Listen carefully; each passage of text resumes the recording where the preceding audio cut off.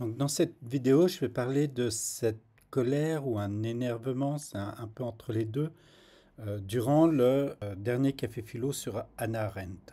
Il est clair que, a priori, c'est déstabilisant, c'est pas très bien si on doit porter un jugement moral sur un animateur qui s'énerve après des interventions. Et dans l'idée, j'accepte ce premier a priori, ce premier jugement.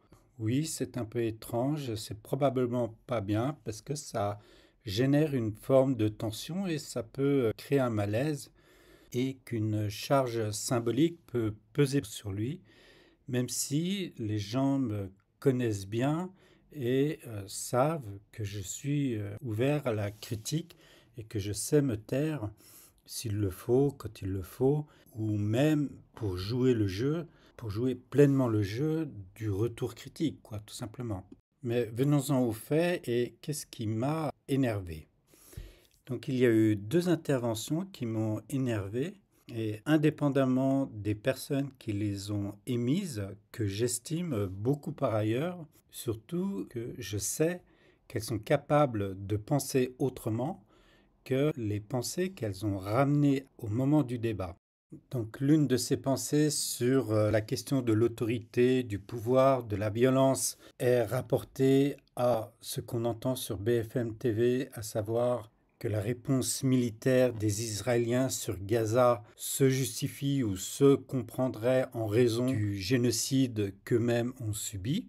Et l'autre raison tient à cette amie qui n'était pas revenue depuis un certain temps et qui rapporte à chaque fois qu'elle vient cette idée selon laquelle l'homme est mauvais, on ne peut lui faire confiance, il faudrait mettre un gendarme derrière chaque individu, sa nature est ainsi faite qu'il n'y a pas d'espoir ou d'évolution possible. Ce sont des propos qui reviennent depuis de nombreuses années, quasiment à un moment donné, à chaque café philo. Alors que ce type d'intervention est connu et revient assez régulièrement, pourquoi, à un moment donné, je trouve ça insupportable? Dans mon analyse, je propose de faire abstraction de la fatigue du moment, de l'impatience ressentie. Je ne souhaite pas non plus analyser les mots, les idées, les concepts dans leur sens philosophique. Donc je mets de côté tout cela parce que j'ai envie de porter mon attention sur la régularité, sur des années, sur soit des comportements, soit des idées qui semblent revenir comme si un disque était rayé ou comme si une inertie profonde et intérieure revenait toujours à la surface et réapparaissait comme ça, faisait intrusion dans le débat, je dirais dans l'exercice de la pensée, dans une pratique philosophique partagée. Et là, on rencontre, à mon avis, quelque chose qui dépasse la pensée et qui nécessite d'être analysé. En fait, mon analyse va porter sur trois temps et je me suis inspiré, en tous les cas, c'est Spinoza qui m'inspire, en même temps que Yves Clos, par ses analyses qu'il fait sur les affects, sur les émotions profondes et sur la manière de penser les affects et nos rapports au présent. Une incise pour préciser ce que sont ces choses profondes. Il y a les émotions enfermées dans le corps et qui font irruption dans le présent. Il y a notre conscience du moment qui est perturbée par ces émotions. Et il y a notre représentation dans le monde qui perçoit notre inadéquation pour répondre à la situation du moment. Donc ces choses profondes se présentent à ces personnes comme des convictions, comme un sentiment de vérité, puisque ça s'exprime aussi comme ça, qu'elle-même le laisse entendre de cette manière. Pour l'autre personne, par rapport à ses convictions, nous la connaissons suffisamment bien et on va dire nous avons une affection également pour elle parce que on sait les traumatismes qu'elle a vécus et elle en parle, on va dire assez régulièrement. Mais dans l'un et l'autre cas, cela revient à deux aspects pour moi de l'être qui font irruption régulièrement dans les débats, à savoir une inertie intérieure et un mode de pensée qui en exprime, je dirais, toute la puissance, toute une détermination, toute une fatalité, comme si la vérité était là, ou comme si c'était l'univers, Dieu et la terre qui parlaient en même temps. Alors, à nouveau, je peux comprendre que de telles pensées, tels sentiments, qu'on soit habité d'une telle conviction, mais jusqu'à quel point ces choses doivent-elles s'exprimer dans le débat? À mon avis, elles le peuvent, à condition qu'on accepte de les penser, c'est-à-dire de les examiner. Alors, je vais reprendre ce que je viens de dire. Le café philo est précisément un lieu où on fait l'examen de ses pensées, mais c'est probablement pas un lieu où il nous est toujours possible de travailler à des niveaux de profondeur où chacun peut rencontrer l'inertie de lui-même, ou les parts inertes de lui-même, ou les parts qui l'obligent à un travail tel que sa pensée ne peut le saisir dans l'immédiat. Et ça, on peut le comprendre, et à mon avis, on doit le comprendre.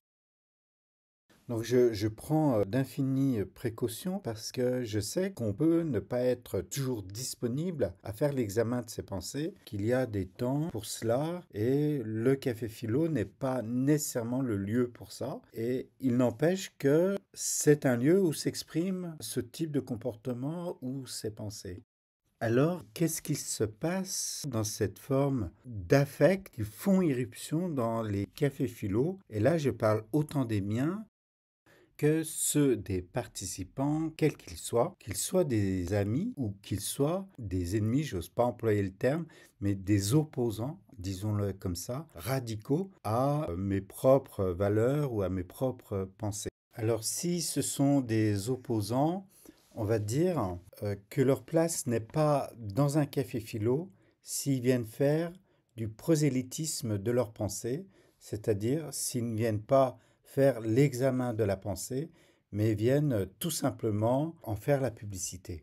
Par exemple, pour la guerre en Israël, la personne a bien précisé malgré tout que ce n'était pas sa pensée, mais que c'était la pensée de beaucoup ou celle qu'on entendait sur les chaînes TV. Alors, je n'ai pas toujours eu ce comportement. J'ai été beaucoup plus cool jusqu'à la Covid parce que je prenais tout cela avec le sourire et il me semble que toutes les idées se valaient à partir du moment où elles étaient partagées et on pouvait quasiment s'en tenir là et se quitter en bons amis. Je crois qu'aujourd'hui ce n'est plus le cas puisque on atteint un degré d'intensité à la fois dans les tensions, dans les enjeux qui traversent notre société et qui traversent tout le monde, en ce sens où on se rend compte qu'il y a une gravité de la situation, la Covid et la guerre témoignant de cette gravité, en plus des enjeux qui traversent notre monde par rapport à l'économie, par rapport aux questions de l'environnement. Et il me semble que nous sommes tenus de faire vérité par rapport à nous-mêmes, par rapport aux faits, et c'est là où il y a une exigence de pensée qui, à mon avis, est requise en rapport avec l'intensité des enjeux qui traversent le monde. Et ma lecture finalement des tensions qu'on peut observer également dans le café philo, c'est précisément que nous sommes tous et chacun confrontés à cette inertie. Et personnellement, j'entends que l'on doive s'y confronter dans la mesure de nos disponibilités.